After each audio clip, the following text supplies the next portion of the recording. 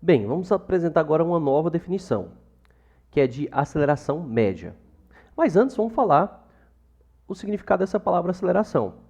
Aceleração é simplesmente uma grandeza física que vai medir a variação da velocidade, ou seja, a velocidade durante um movimento ela pode mudar. E quando ela muda, é porque foi provocada uma aceleração sobre essa partícula. Agora, quando você calcula essa aceleração, levando em consideração a variação da velocidade em relação ao tempo, eu chamo isso de aceleração média. Tá? Então, a aceleração média vai ser a variação da velocidade em relação ao tempo. Variação da velocidade, como a gente vê aqui, vai ser calculada como a velocidade final menos a velocidade no instante inicial. A aceleração média é uma grandeza vetorial, assim como a velocidade. Então, ela tem módulo, direção e sentido. Embora nesse capítulo, nós não iremos levar em consideração esse caráter vetorial tão ao pé da letra, já que nosso movimento é apenas em uma dimensão. Falando de uma forma mais simples, você já deve ter ouvido falar sobre aceleração alguma vez na sua vida. Quando você já leu, ouviu uma matéria falando que um carro vai de 0 a 100 em 10 segundos, isso está sendo a variação da velocidade em relação ao tempo. Isso, então, se refere à aceleração, à rapidez com que a velocidade varia. Como a gente bem sabe, aqui vamos trabalhar com as unidades do Sistema Internacional. A aceleração no SI tem as seguintes unidades. Então, no Sistema Internacional, no SI, as unidades são as seguintes, né? Eu vou colocar aqui, então, a aceleração, a unidade da aceleração vai ser a unidade da velocidade sobre a unidade, né? Vou colocar aqui ΔV e ΔT. A unidade da variação de velocidade, a velocidade no Sistema Internacional, a gente já sabe, é metros por segundo. Já a do tempo é o segundo. Fazendo essa continha aqui, metros por segundo vai dar metros por segundo ao quadrado. Da mesma forma que fizemos para a velocidade média e depois definimos a velocidade instantânea, para a aceleração funciona da mesma maneira. A partir da aceleração média, eu posso definir a aceleração instantânea quando eu calcular a aceleração média, fazendo com que o intervalo de tempo calculado tenda a zero. Ou seja, a aceleração instantânea não é nada mais do que a aceleração naquele exato instante de tempo. Então, fazendo isso aqui matematicamente, eu faço assim, ó. A aceleração num exato instante, t, é calcular o limite de ΔV sobre ΔT, que é a minha aceleração média, tomando o limite de ΔT tendendo a zero, calculando ali no intervalo que tende a zero. Essa seria a definição formal da aceleração instantânea.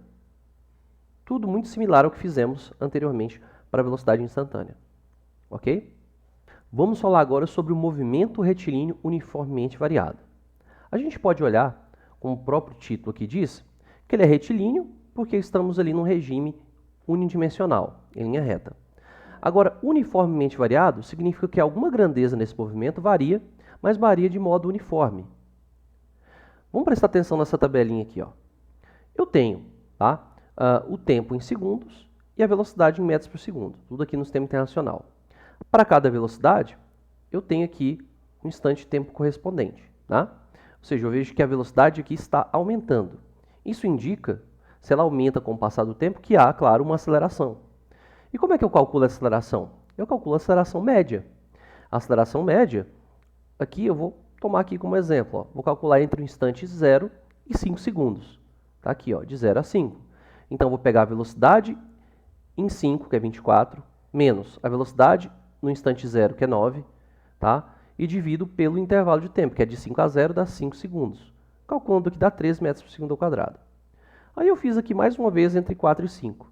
tá? Entre 4 e 5 segundos eu encontro a mesma aceleração média. Eu vejo então que para qualquer trecho que eu pegar aqui, você pode também testar, eu vou ter sempre a mesma aceleração. Se a aceleração média é sempre a mesma, né, em qualquer intervalo, eu vou ter a seguinte situação. A aceleração também em qualquer instante vai ser a mesma. A aceleração média e a aceleração instantânea se confundem. Tá? Quando isso acontece, eu tenho o que eu chamo de movimento retilíneo uniformemente variado. Este movimento indica o seguinte: o meu objeto, a minha partícula, vai sofrer variações de velocidade iguais em intervalos de tempo também iguais. Isso é o que eu chamo de MRUV, movimento retilíneo uniformemente variado.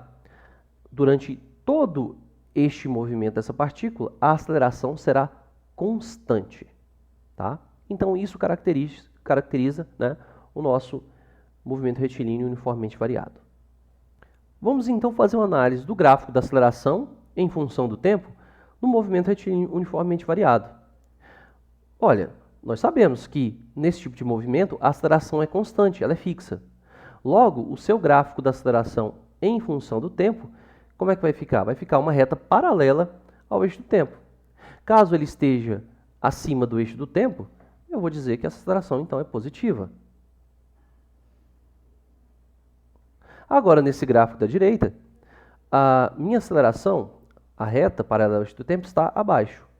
Então, minha aceleração aqui será negativa. Ok? A partir desse gráfico, a gente pode fazer aqui uma interpretação interessante. Tá? O gráfico da aceleração em função do tempo, como a gente sabe, ele vai gerar essa reta paralela ao eixo do tempo. Agora vamos considerar um intervalo de tempo, que vai aqui de um tempo t0 qualquer até um tempo t qualquer posterior. Vai formar aqui uma área, né? Uma figura em que esse aqui é a base, né, de um retângulo, esse aqui seria a altura desse retângulo. Então vamos lá.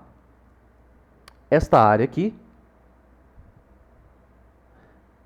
ela é numericamente igual à variação da velocidade da partícula nesse intervalo de tempo considerado. Então vou colocar essa informação aqui, né? A área é numericamente igual à variação da velocidade. Olha, mas como é que eu calculo essa área? É um retângulo, né? Então eu tenho aqui na base desse retângulo, eu tenho aqui o tamanho disso aqui é final menos inicial, né? T menos T0. Então isso aqui é um ΔT, né? Que é igual a T menos T0. E a altura desse retângulozinho aqui vai ser o meu A. Então, calculando esta área, nós vemos que ela vai dar, né, A vezes ΔT, né, o produto dos lados. Ótimo. Igualando isso aqui, eu vejo então que ΔV, que é a variação da velocidade, é A vezes ΔT. A variação da velocidade então vai ser V final menos V inicial, igual a A vezes T menos T inicial. Novamente, esse T inicial ele é arbitrário. Então, eu posso, né, torná-lo zero. É como eu estivesse zerando o cronômetro. Tá? Então, o que eu vou obter é que a velocidade em função do tempo vai ser velocidade inicial mais a aceleração em função do tempo, né? Vezes o tempo. Isso aqui, gente, tá? Eu chamo da função horária da velocidade. Função horária da velocidade.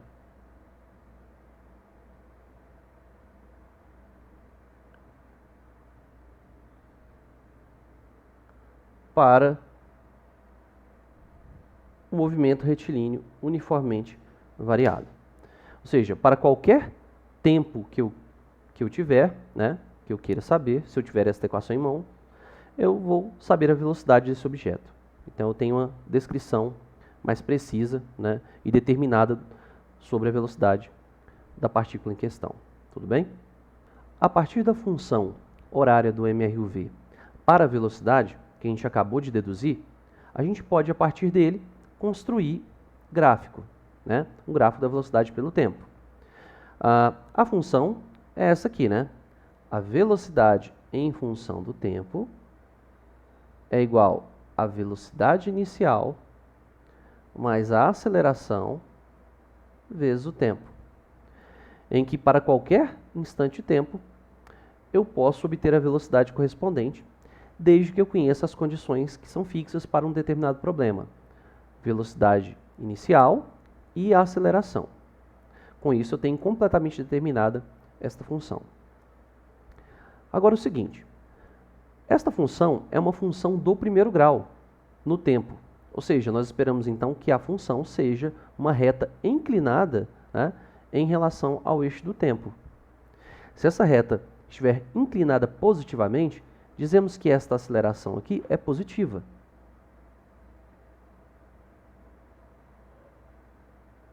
A aceleração positiva. Caso contrário, caso ela esteja negativamente inclinada, essa aceleração então será negativa. Ok? Agora a gente pode fazer a seguinte análise. Se eu pegar aqui este ponto onde a reta corta o eixo do tempo, eu posso fazer a seguinte análise. À esquerda, né, eu vejo que esta reta aqui amarela está com valores negativos da velocidade. A velocidade aqui é menor do que zero. A partir desse ponto para a direita, né, os valores da velocidade são positivos. Tá? Já nessa situação, antes deste ponto vermelho, a velocidade aqui, né, é positiva. E para cá, a velocidade é negativa. Agora eu posso analisar isso aqui a partir dos sinais da aceleração e da velocidade. Quando os sinais da aceleração e da velocidade coincidem, por exemplo, ambas são positivas, eu digo que meu movimento, então, a partir desse ponto, é um movimento acelerado.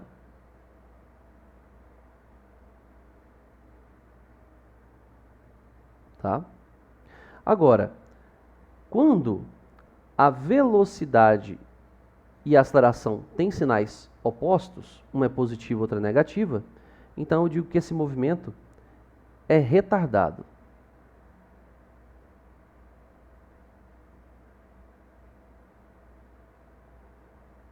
Do lado de cá, a situação se inverte, né? Na parte de cima do gráfico, a aceleração é negativa sempre, né, claro, mas a velocidade aqui é positiva. Sinais opostos, então, o que acontece?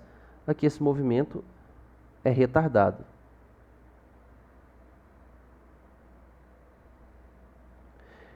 E aqui, na parte de baixo, ambas, né, aceleração e velocidade, têm mesmo sinal. Então, a partir daqui, ele é acelerado.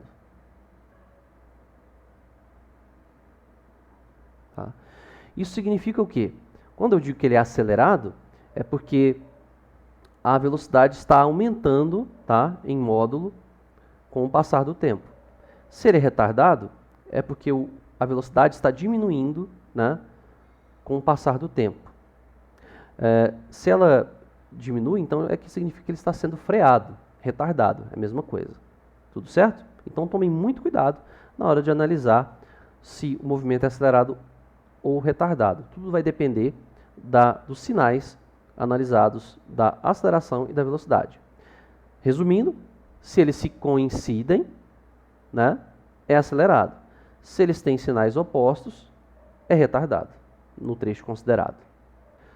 Da mesma forma que fizemos lá no gráfico da posição pelo tempo no MRU, nós teremos então um gráfico muito parecido aqui no MRUV para a velocidade em função do tempo.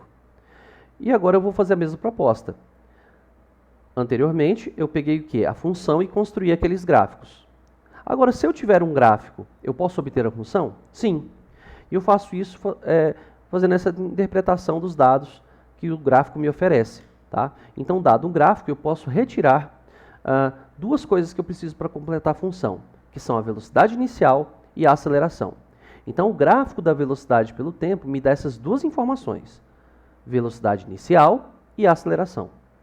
Olha só, então eu vejo aqui que no ponto onde esta reta vermelha corta o eixo da velocidade, o eixo aqui das ordenadas, né, que a gente chama na matemática, esse ponto é onde está a velocidade inicial.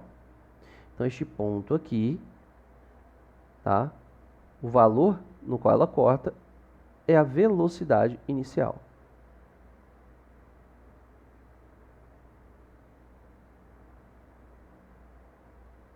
Beleza, né?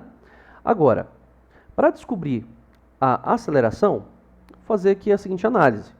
Eu pego aqui dois pontos quaisquer dessa reta, podem ser quaisquer, né? Vou pegar aqui, por exemplo, este ponto aqui, ó, deste paraordenado T1 e V1, e neste paraordenado T2, V2.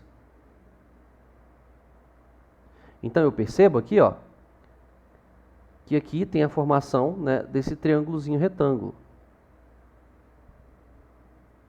Este ângulo θ dá a inclinação dessa reta. Então, o que aqui significa? Se eu calcular a tangente deste ângulo, tangente de θ, neste triângulo é o seguinte, será o cateto oposto, que é este aqui, ó. O tamanho desse cateto é V2 menos V1, né? Então, o tamanho disso aqui é V2 menos V1, que é um ΔV. E aqui, ó, este cateto, que é o cateto adjacente a este ângulo, ele é calculado como T2 menos T1, que é o meu ΔT. Então, a tangente desse ângulo é cateto oposto sobre o cateto adjacente. ΔV por ΔT. Ora, mas ΔV por ΔT é a aceleração, né? Então, eu vejo que a aceleração ela é numericamente igual à tangente da inclinação da reta. Então, esta é a interpretação, né, no gráfico. Eu chamo, né, na matemática, V0, do ponto onde a reta corta o eixo das ordenadas, de coeficiente linear. V0 é o coeficiente linear dessa reta.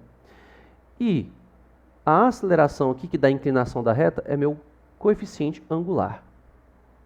Assim como vimos para o movimento retilíneo uniforme, tá? Vimos que naquele gráfico da velocidade pelo tempo, naquela situação, a área aqui considerada entre a reta e o eixo do tempo dava a seguinte interpretação, que esta área aqui, né, é numericamente igual ao deslocamento da partícula no intervalo de tempo considerado. Que aqui, por exemplo, eu posso considerar qualquer um. Peguei aqui de 0 a t, tá? Vou colocar aqui, ó, de 0 até t, para ficar mais simples. Então, eu vou fazer o seguinte, ó. Guardando essa informação aqui, eu já conheço, mas vou deixá-la aqui escrita, ó. Então, a área aqui considerada nesse gráfico, ela é numericamente igual ao deslocamento no intervalo de tempo considerado. Agora, esta figura aqui, formada, é conhecida como um trapézio, né? No qual ele está viradinho assim, né? Ele está na vertical, mas você pode ver que isto aqui, este comprimento, seria a base maior, este aqui a base menor, e este intervalo aqui seria a altura, né? como sabemos, a área de um trapézio é dada, né, por base maior mais base menor, vezes a altura, dividido por 2. Tá? Então, fazendo isso aqui, calculando essa área com as informações do gráfico, eu vou ter o seguinte, ó, a base maior vale V, né? Vai de 0 até V, vale V. Mais a base menor vale aqui, ó, de 0 a V0, vale V0. A altura vai de 0 até T, então vale T. Tudo isso dividido por 2, que é da fórmula do cálculo da área. Igualando então aqui, eu vejo o seguinte, ó, ΔX será igual a V mais V0 vezes T, né, dividido aqui por 2. Tá? Agora é o seguinte, eu vejo que dentro deste V aqui, este V, ele já é conhecido, né? Ele tem a sua própria função horária. Este V é V0 mais AT para o MRU. Então, eu posso substituir nesta equação este V. Então, vai ficar o seguinte, ó. O ΔX, vou colocar aqui, é x menos x0. X final menos x inicial. Posição final menos posição inicial. Este V, então, vai ficar aqui, ó. É V0 mais AT, mais o V0, vezes T, tudo isso, dividido por 2. Então, aqui, ó, eu teria, ó, x, passo o x0 para lá para o outro lado, positivo, né? E aqui vai ficar o seguinte, ó, faço aqui, ó, V0 mais V0, 2V0, dividido por 2, vai dar só o V0, vezes o T. Então, vai ficar mais V0T. Aqui, AT vezes T dá AT ao quadrado, dividido por 2. Né? Mais A vezes T ao quadrado, dividido por 2. Só para deixar isso com a cara, então, de uma função horária, eu vou escrever assim, ó, o x para um tempo qualquer é igual a posição inicial mais V0 vezes o tempo, mas, para ficar mais elegante, escrever assim, ó, meio da aceleração vezes o tempo ao quadrado. Tá? Esta função que eu obtive aqui, eu chamo de função horária do MRUV para a posição, né? Função horária, ou simplesmente função horária do MRUV. Tá? Temos a da velocidade e, é claro, agora a da posição. Tá? Então, o que essa equação diz? Para qualquer tempo t, eu posso obter a posição da partícula, tá, para esse tempo, desde que eu conheça a posição inicial, a velocidade inicial e a aceleração para este movimento. Da mesma forma que fizemos, né, anteriormente para os outros casos, uma vez que eu obtive a equação da função horária da posição em função do tempo, eu vou fazer um gráfico a partir dela. Né? A função é esta aqui. Ó. Então, a posição em função do tempo no MRUV é a posição inicial mais a velocidade inicial vezes o tempo, mais a metade da aceleração vezes o tempo ao quadrado. Esta equação é uma equação do segundo grau no tempo. E o gráfico gerado por ela será o quê? Uma parábola, né? Como a gente pode ver nessas duas figuras aqui abaixo. Esta parábola vai ter concavidade para cima caso este cara aqui, ó, o A, o termo que multiplica o tempo ao quadrado, seja positivo, tá? E caso esta aceleração seja negativa, a parábola será virada aqui para baixo. Tudo bem?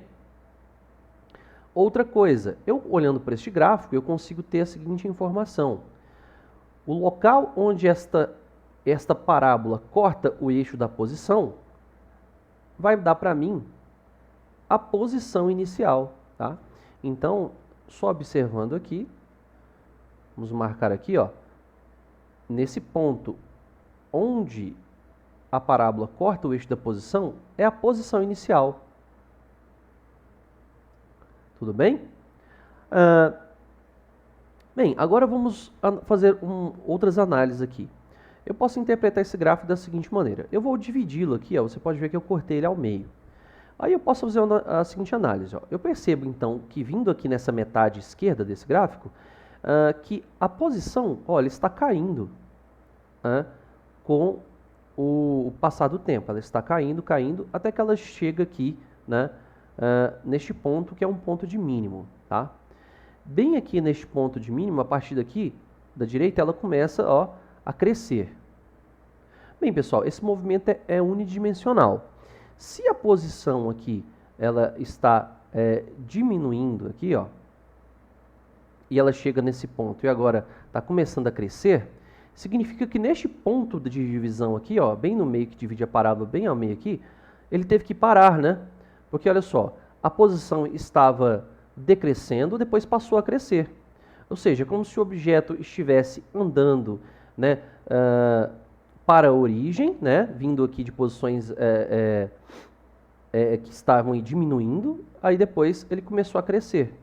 Significa que aqui ele parou, tá? Já que ele não pode fazer curvas. Então, bem aqui neste ponto, ó, pessoal, eu digo que a velocidade é igual a zero, ó. Tanto aqui quanto aqui. Então, no ponto de mínimo ou de máximo da parábola, este camarada aqui, este valor da velocidade aqui é zero. Tá? É uma informação interessante. Agora vamos prestar atenção nas próximas informações que a gente pode extrair, pode interpretar destes gráficos aqui. Então vamos lá. Perceba que para um determinado problema, tá, que a gente está estudando, o sinal da aceleração, né, aqui no caso do MRUV, ele é fixo, né? Ou a aceleração é positiva ou a aceleração é negativa. Isso não muda durante o problema. Mas nós sabemos que porque tem aceleração, a velocidade muda, tá? Inclusive o seu sinal pode mudar. O objeto pode mudar de sentido durante a trajetória, né? A retilínea. Ele pode parar e depois seguir de ré, por exemplo. Então veja só o que acontece aqui, ó. Se o objeto aqui, ó, ele está caminhando, a posição dele está decrescendo com o passar do tempo, tá? Até que essa posição, né, chega aqui, né, nesse ponto, tá? Ela começa agora a crescer com o tempo. Significa que para que isso aconteça, o móvel neste ponto tem que ficar parado. E aí o que vai acontecer? Olha, eu olho para o sinal da aceleração. Para que esse objeto parasse bem aqui, significa que antes disso ele estava sendo o quê? Freado. Quando ele está sendo freado, o movimento é o quê? É retardado. Eu sei disso porque eu sei que se a aceleração é positiva e ele está sendo retardado, o sinal da velocidade tem que ser oposta ao da aceleração. Logo aqui a velocidade é negativa. Tá? Se aqui a velocidade zerou e agora ele a posição começa a crescer em relação ao tempo, então agora ele está sendo acelerado e agora então a velocidade aqui vai coincidir com o sinal da aceleração, será positiva. Então, tá? Eu vou observar aqui que nesta metade da parábola para cá, este movimento é retardado.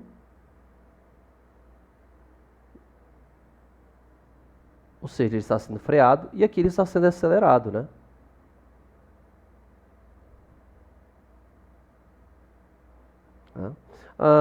Aqui a análise é similar, né? Só agora observando os sinais. Se agora a aceleração aqui é negativa e o objeto aqui está chegando, está sendo também, ó, freado aqui, ó, porque aqui zera, então quer dizer que ele está freado, está sendo freado, certo?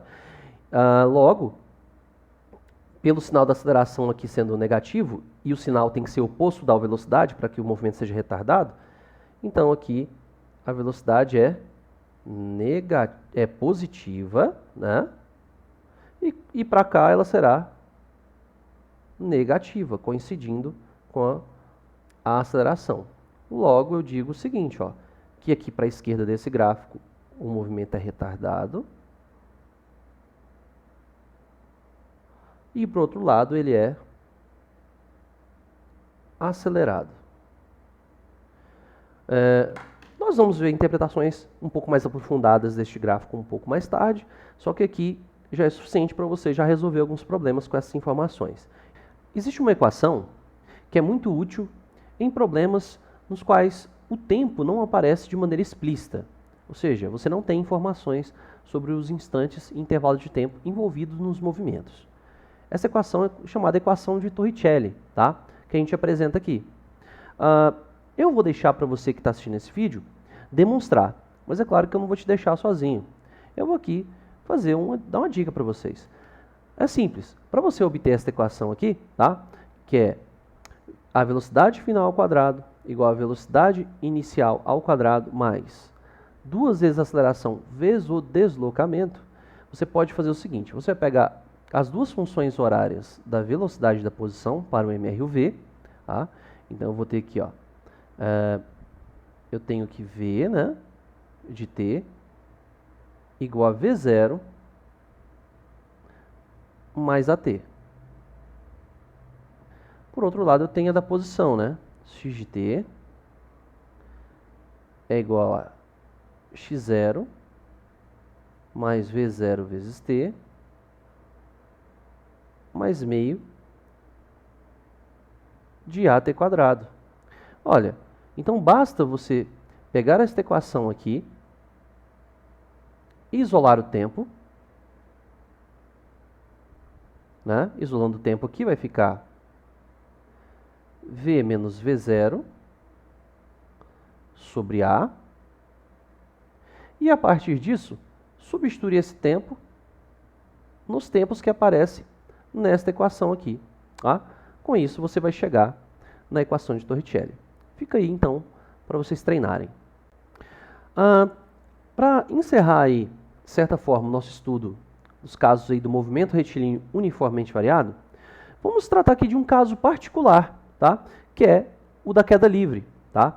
Ou seja, a queda livre, tá, tem esse nome porque um objeto, ao cair, ele vai cair só e somente pela interação que ele tem com o campo gravitacional, né, de um determinado corpo celeste, vamos dizer assim, e isso vai fazer com que ele se mova de maneira acelerada. E esta aceleração deste movimento, ela é constante, ou seja, é um movimento retilíneo uniformemente variado. Tá? Aqui eu coloquei, então, as equações, tá, de movimento que a gente deduziu até agora para o movimento retilíneo uniformemente variado. São essas 4 equações: função horária da posição, função horária da velocidade, a aceleração constante e aqui a equação de Torricelli. Para que a gente possa adaptar, tá, essas equações para a queda livre, eu vou fazer o seguinte, ó. Eu simplesmente vou fazer a substituição. Onde aparece x, que é o eixo geralmente horizontal, eu troco por y, tá? Que vai ser o meu eixo vertical. Onde aparecer a aceleração a, que é constante, eu vou trocar aqui por menos g. Tá? Este g é a aceleração da gravidade, que é constante, tá? E tem um valor aqui de 9,8 metros por segundo ao quadrado. Em muitas situações, ela é aproximada, né, para 10 metros por segundo ao quadrado, mas isso vai depender do problema que você estiver tratando.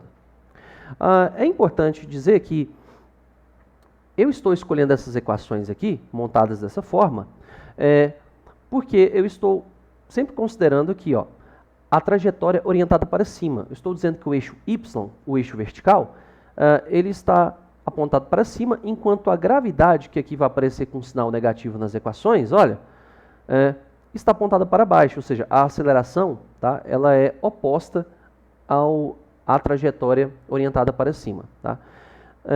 E não importa, tá, pessoal? Você também pode ter arremessos verticais, você pode jogar esse objeto para cima. As equações valerão da mesma forma. Tá? O que vai mudar vai ser o sinal da velocidade, que você tem que prestar atenção. Tá?